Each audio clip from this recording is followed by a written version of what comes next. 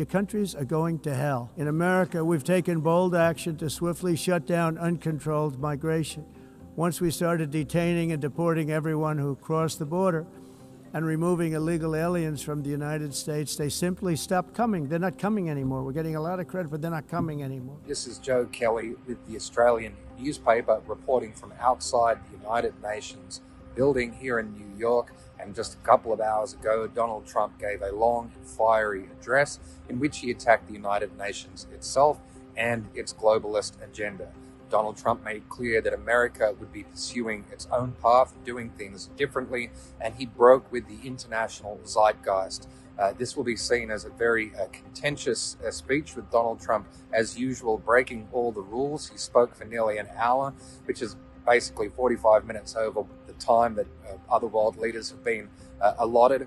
He said the rest of the world had got things wrong, including the United Nations. The first issue was climate change. No more global warming, no more global cooling. All of these predictions made by the United Nations and many others, often for bad reasons, were wrong. They were made by stupid people that have cost their countries fortunes and given those same countries no chance for success. If you don't get away from this green scam, your country is going to fail. It's the greatest con job ever perpetrated on the world, in my opinion. Donald Trump says climate change is the biggest con job that's ever been perpetrated on the planet. And he says that the United Nations has spread alarmist rhetoric about climate catastrophes. They haven't come true. I ended 7 wars, dealt with the leaders of each and every one of these countries, and never even received a phone call from the United Nations offering to help in finalizing the deal. All I got from the United Nations was an escalator that on the way up stopped right in the middle.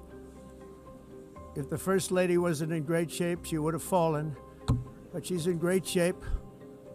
We're both in good shape. We both stood. Donald Trump is very concerned about national sovereignty and borders. He believes that the United Nations has been promoting an agenda that has effectively supported uncontrolled migration, which has damaged national sovereignty.